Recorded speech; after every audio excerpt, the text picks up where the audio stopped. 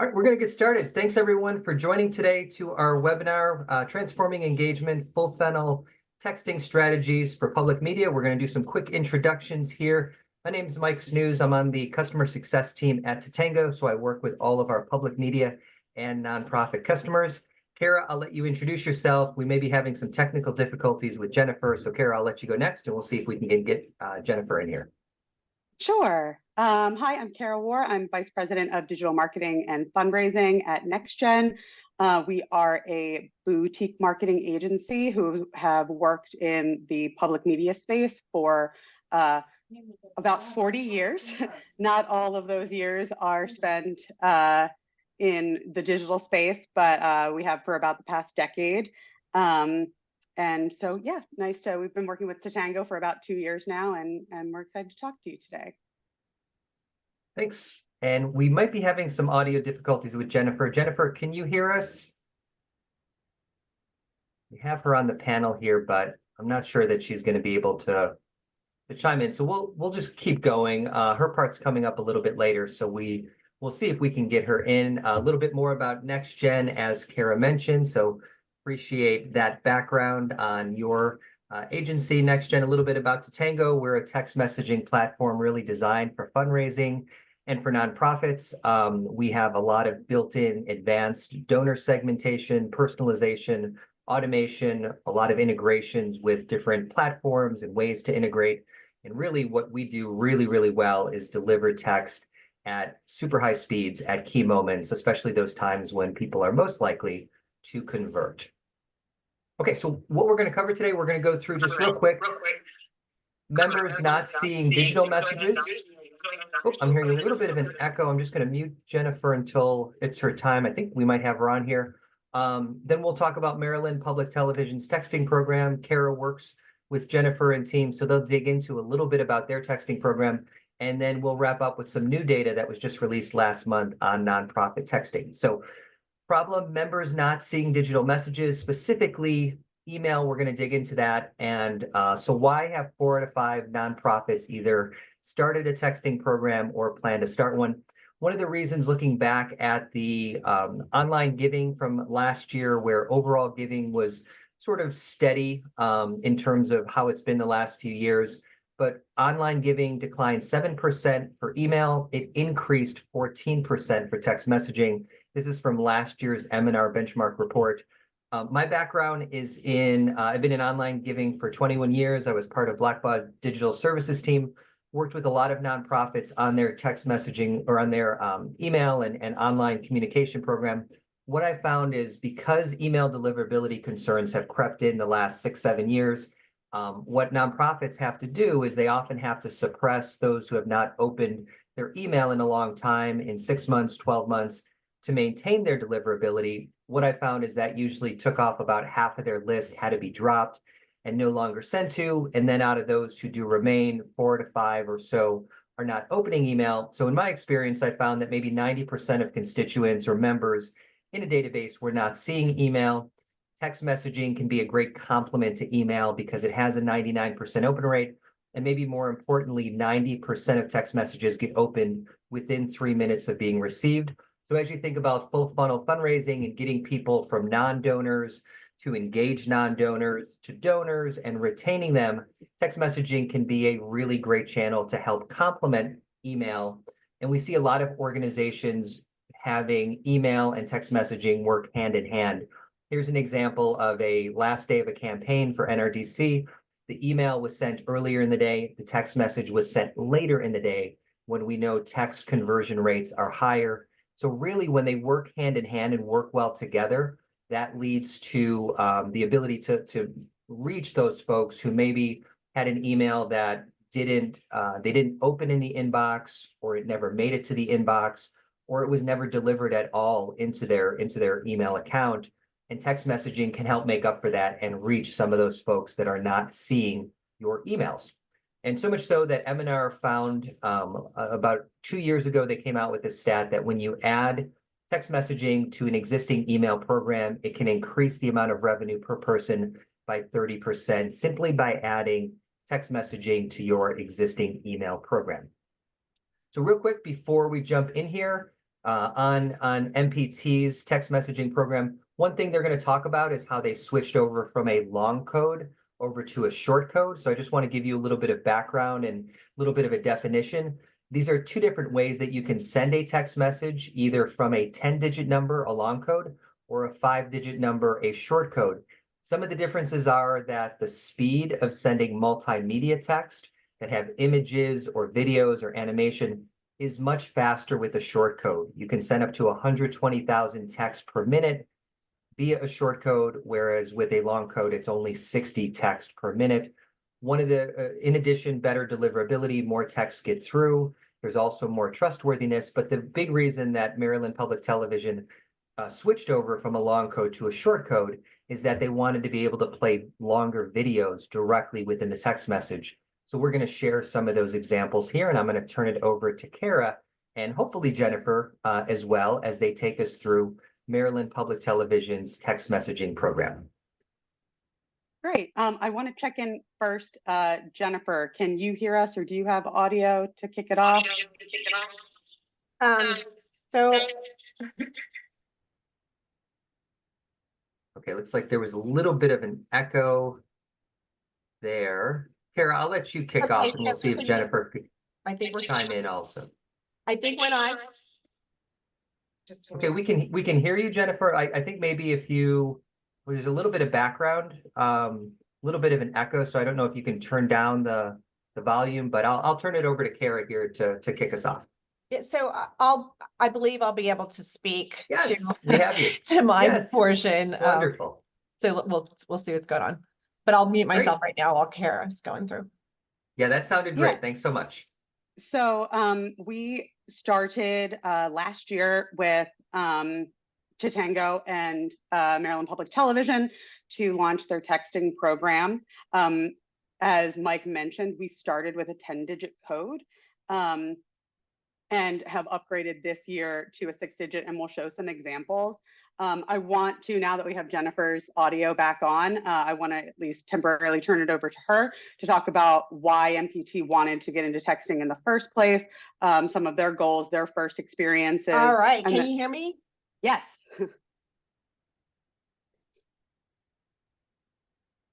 All right, so I just wanted to jump in here with our experience and what our experience has been with texting. It's pretty exciting. We are been really excited to use the texting program in various ways. And so I wanted to look back and take you back to when we were planning, doing our strategic planning, and we were looking at what our goals were for the upcoming, year and years. We one of our large focuses was to reach younger audiences. I'm sure that just about everybody on this call understands that we our audience as a public media station, it does tend to skew older. And so to reach those younger audiences, we thought that texting would be a good idea. Along with that, we know that 70% of our emails that we were sending out were being opened on desktops. And so we really wanted to encourage the use of mobile and other platforms to view our content, not just our messaging out, but also to engage with our content as far as like videos and so forth, and going to our either our app or our website to view our videos. And so what we're looking at now is that number being decreased from around 70%. That's been lowered, so that's not 70-30 now. It's a lower ratio of what's being viewed on desktop versus what's being viewed on mobile. And so we do see a shift in that, which could indicate to us, we don't know for sure, but could indicate to us that we are reaching a younger audience, or an audience that is more technically savvy with using mobile devices instead of just their desktop. And so also we were looking for efficiency in our message delivery. So what that means for us was that if we had a premiere going on that evening, if we had something that we wanted to really push out and really hammer home, we wanted to be able to send that out and have folks be able to get to that message immediately. We didn't want them to wait several days to look at their emails, or possibly not look at their emails at all. We just saw the stats for the open email percentages and so forth. And we do have a really good engagement with our emails. I'm sure other folks on this call are the same way. We have about 40% open rate. So we do skew, with us being a nonprofit and trusted source, we do skew a little bit higher than the national average on, just open email rates. But We also do have 60% that aren't open. So we do skew around 40% on open rates. We're very, very effective with our email campaign. And so we weren't really concerned about that. What we were concerned about is reaching the folks that weren't opening their emails, or, you know, looking at that other 60% and growing that base. So so we were looking at delivering value, and so we didn't want to start out with a text to give campaign or anything like that. What we wanted to do is we wanted to grow our database with you know, more information. We wanted folks to engage with our content. We have a summer sweepstakes. We have our HBCU week. We did a quiz. Those types of engagement opportunities where we can give folks some value, and of course the other value was having being able to deliver teasers, like little teaser videos, like 30-second short videos and that sort of thing. And so we were really able to do that with the texting. So it really checked all of our boxes as far as being able to reach the younger audience, being able to deliver a message efficiently, and then delivering value, not just asking for something, which a lot of times our emails do.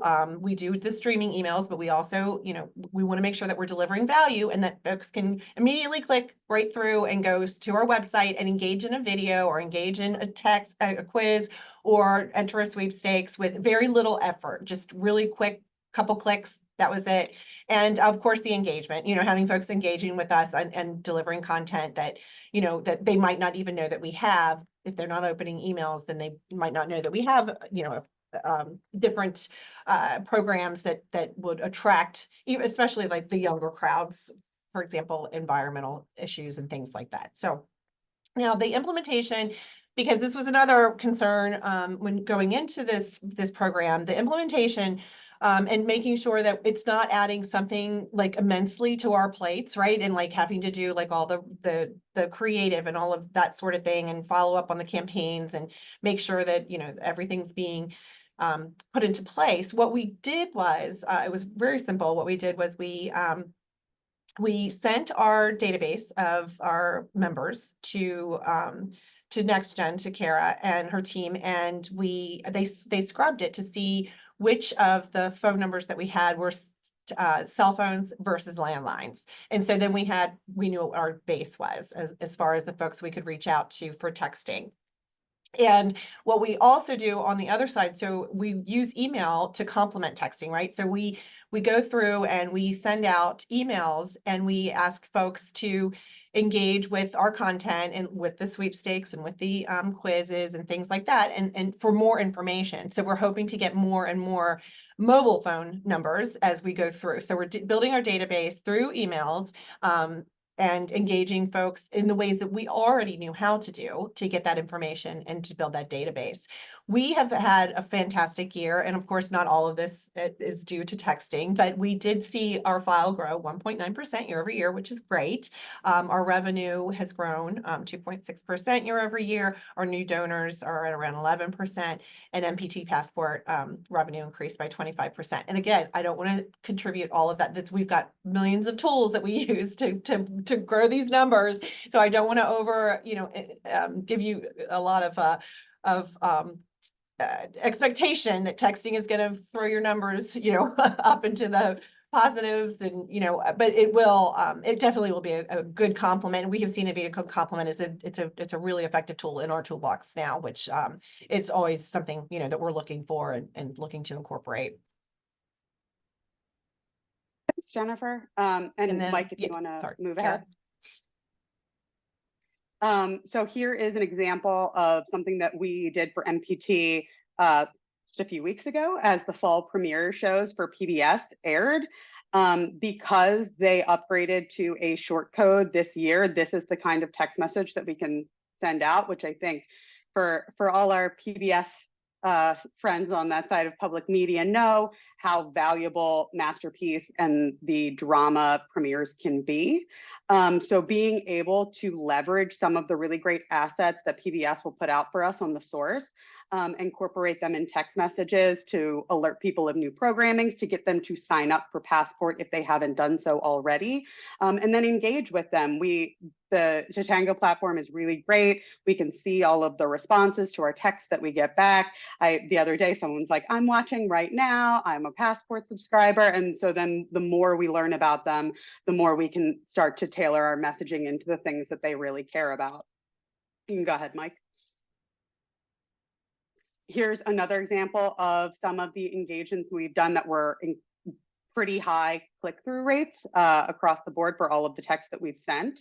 Every year, MPT does a great sweepstakes, and obviously who doesn't love to potentially win some free things, so that did very well. And then one of their premier programs is HBCU Week, which we did, Jennifer and her team put together a really great quiz for how well do you know historically Black colleges and universities.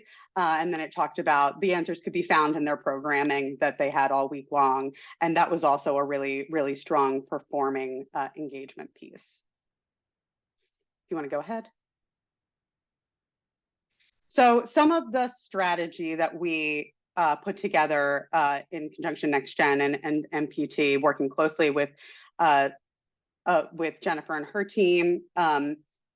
The biggest thing, as she mentioned, was leveraging engagement tactics more so than just donation-based messaging. We all know that it's all about the donors, and we want them, we want that money in the door. But realistically, focusing on the full funnel, being able to talk very intimately with your donor base, your membership, with, you know, from here are all of the great things that we're doing. It's right in their hands. You're right in, you know, you're in their homes every day on screens or streaming or their television, but now you're also in their pockets. And I think of text messaging as a very intimate form of communication. And so primarily focusing on how you can build the brand affinity, how you can show value, it was the way that we really wanted to attract everything. 95% of the text messages we sent last year were engagement stewardship text messages. The two exceptions were for their I Heart MPT campaign, which is in the winter, where we did a donation-based ask, and then for Chesapeake Bay Week, which we actually did both sort of engagement and then a final ask to support. That's another very, very large initiative for them. It's a whole week of programming surrounding, obviously, the Chesapeake Bay watershed.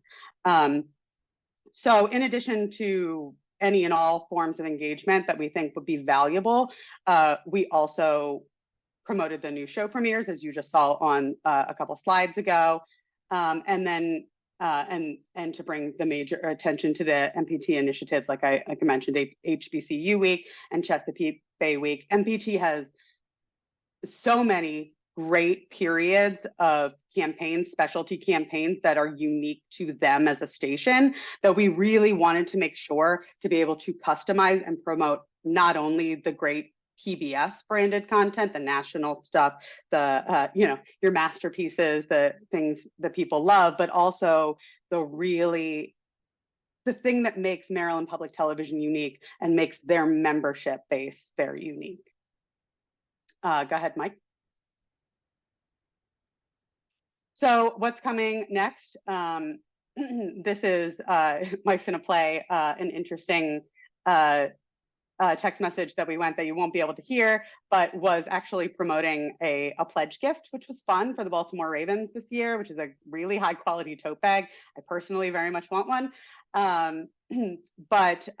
So things we're planning, some of which we've already started implementing for FY25, but also through the rest of the year. Increasing our donation focused campaigns. I still want to primarily be in the stewardship and cultivation engagement space. I think that that's the most valuable to keep engaging with MPT's members. But I think that there are opportunities where we can make that ask a little bit more regularly and carefully.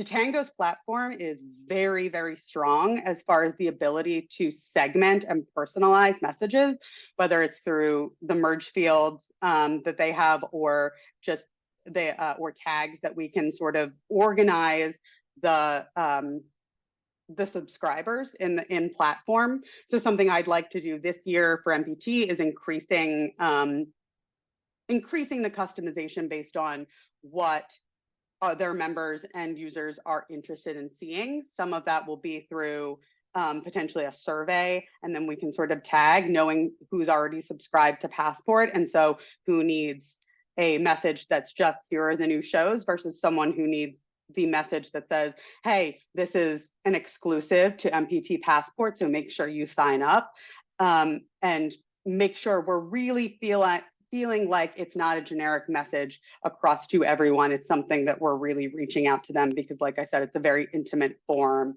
of messaging. More exclusive texting content I'd like to see this year. It's really great when we can add it as another touch point to email or social ads or social posts, any of the other digital channels that MPT is on. But I think also making it a special value that you signed up for texting and now you get X, Y, and Z on addition, I think will be a really great thing to do this coming year.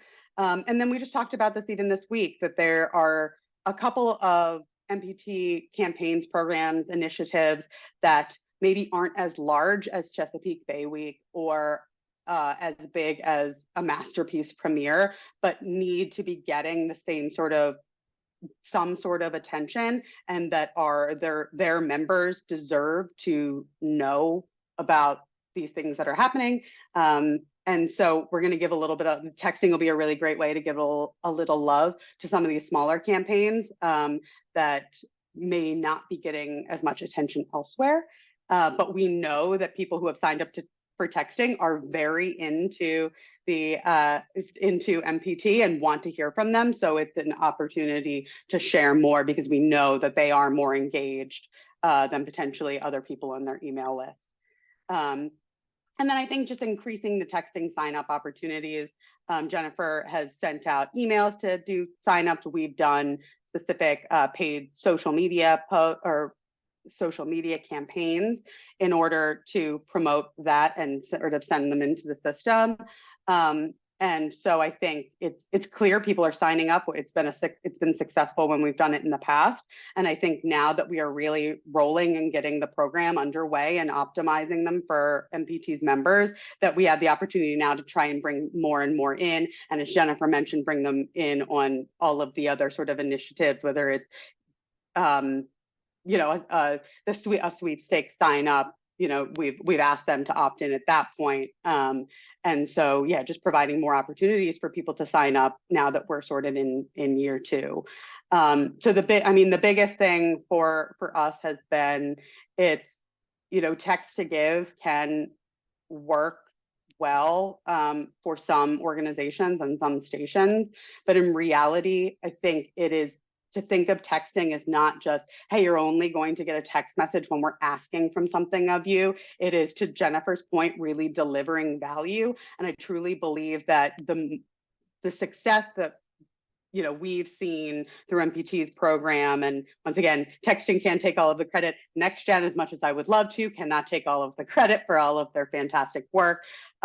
But we know that we're making sure to not just ask them where they are cultivated, they are seeing the value of the programming from MPT, and the services provided to the community. So it's really about getting all of those touch points. And I truly believe that when you are engaging and you are supporting your donors, that they will be more willing to give through a channel like texting when it comes time, if we choose to ask in a very specialized way. Great. Thanks so much, Kara. And to your point, even though that you may send a lot of engagement and cultivation messages, one tip that we've learned from some of our customers and we presented with on this new data we'll share, we presented last month at the Bridge Conference, one of the co-presenters, Feed the Children, talked about how with their cultivation and engagement messages, they always track the donations from those in the links, because even though you may ask somebody to take an action or complete a sweepstakes, enter, or it's a cultivation text with a story, they still get donations from that. So having a donate button on that page, tracking the links all the way through, it's not going to raise as much as fundraising texts do, but they do see some donations coming in through those ways when they are non-fundraising texts. So good tip from them to continue tracking links even beyond fundraising messages. So real quick, I want to save some time for questions here. I'm going to go through this super quick, but you can download this report to get more of the takeaways that I'll share here. We released this nonprofit text messaging insight report last month based on 200 million nonprofit text messages that were sent in 2023, 162,000 donations. There really had not been a conversion or ROI or fundraising metric heavy text message report out there for nonprofits. So this is one of the reasons we did this and created this report. I'll touch on some of the highlights here and then give you a way to access it. One was that for the organizations in this report, and all of them were using short codes like MPT has moved to, 4.5% of online revenue came directly from text messaging.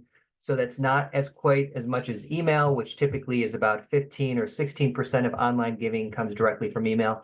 But it's probably a lot more than it was a few years ago if we were to measure it. So there's a lot more that we're seeing in terms of fundraising together with cultivation and stewardship and money being raised from text messages. On average, nonprofits in the report in 2023 sent 46 text messages. And actually, this was the median, not the average. So it was sort of the middle number of looking at all the organizations. So that came out to about 3.5 texts per month outside of year end. But then in November and December, it moved up to about 5.5 texts. To Kara and Jennifer's point, almost half the texts that nonprofits sent were cultivation or engagement text and did not ask for donations. So absolutely, text messaging has become more than just text to donate or asking to give. And if we think about the retention rates in the nonprofit industry the last 7 years, how retention has gone down over that time for donors, continue to go down. Email, great tool, still needed, but some of those cultivation and engagement or stewardship messages may not be getting through into the inbox and getting seen. So text messaging, again, can complement that and make sure the important stewardship messages get received before you ask for a donation again. One of the big takeaways before we take some questions here was that there was a higher engagement and higher conversions when texts were sent after 5 p.m. 2 times higher click-through rate for texts sent after 5 p.m., 37% higher conversion rate when fundraising texts were sent after 6 p.m. So if you think about when people have free time in their day, we all have our phones nearby during the workday, but we're probably not engaging with it as much in the evening after work when we have more free time, reading a book, having dinner, watching TV. Our phones are often nearby. And the data seem to tell us that that is a time when people are more open to engaging and converting with text messages that nonprofits send. And what was interesting is we broke that time frame down between 6 to 9 p.m. and the highest conversion rate was between 8 to 9 p.m. in the evening. So if you think, obviously, there's a lot of campaigns that are deadline focused, whether they're matches, sweepstakes, whether it is Giving Tuesday, end of year. When you're close to that deadline, when you're close to midnight, and you can get a message in front of your members within a few minutes, they're more likely, at least according to the data, this is something to test into, they're more likely to convert at that point, which makes sense. You know, when we're almost out of time for something, we're more likely, at least, you know, I am that way, and I imagine other folks are too. When you've almost run out of time, you're more likely to take action than when you have a couple days or a few days to take action. We also saw that from 8 to 9 p.m., the opt-out rate was one of the lowest of the day as well. So that was interesting. And to my earlier point, before we take some questions here, we also took a look at around Giving Tuesday, and we found the day after Giving Tuesday had a 6 times higher conversion rate than the day before Giving Tuesday. So if it's close to the deadline or you've missed the deadline, but it's been extended, that seems to convert better according to the data. Before we take questions here, if you'd like to see more about the Nonprofit Insights Report, here's a QR code where you can scan and download the entire nonprofit text messaging insight report. A lot more great takeaways, examples, and analysis within the report. So if you'd like, download it, and we'll see if we have any questions in the chat.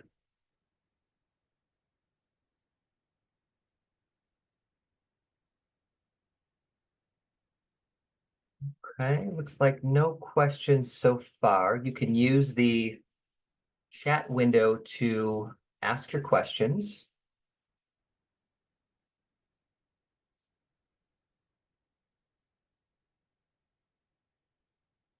Yeah, question. So question came in from, can you talk about opt-in and opt-out? So Kara gave some examples of, there's a lot of different ways that nonprofits are driving opt-ins for text messaging programs. She mentioned email. She mentioned, we certainly see from donation forms, online forms, social media posts. We've seen QR codes on direct mail pieces, a lot of different ways that nonprofits are driving opt-ins to their program. When they receive a text message, you have to have in the text message the word, a way for them to stop receiving text. So in Tatango text, there's always stop to end at the end of every text. And if they reply with a stop response, then they are opted out of text messaging. So that's a requirement, has to be in all of the text messages. And a note too, that I learned from Tatango is we really do want this to be not something that's forced upon them. We want to give them the opportunity to opt out right away if you're in a situation where, especially you're uploading a list, and so we have a pretty solid welcome series to put in. Some of it is automated, because if we do a texting sign up, like through Facebook ads, for example, I have it set up so it'll automatically be sent to Tatango and then automatically start that welcome series. But either way, once a new group comes in, it's very clearly explaining what they're expecting to get out of this text messaging program, how often you're likely to reach out to them. And then, of course, an easy way to save their information so you know who it's coming from, which is a big thing. And then also, if you're not interested at all, please opt out. We're not trying to trick you into getting information. So I will say Tatango's been really, really great about leading us through best practices, both how to keep people from unsubscribing, but also how to make sure that we're doing the best possible thing for our clients' donor base and making sure that they're able to clearly receive or opt out of messages that they're interested in. Good question. Let's see if there's any others that come through here.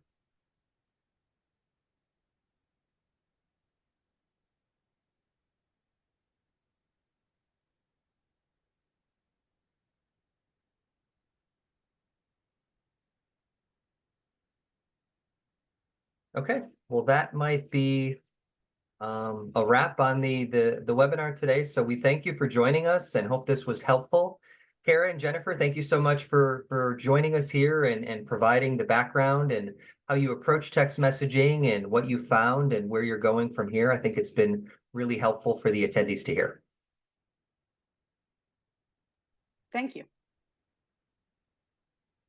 Okay, thanks everyone. We will be sending out a recording to the webinar after today. So if there's anyone who missed it, we will be sending out the recording, and certainly feel free to reach out back to us or to Kara. And I see Jennifer even put her contact info in the chat there to have any questions answered. We're happy to talk more. Thanks everyone. Have a great day.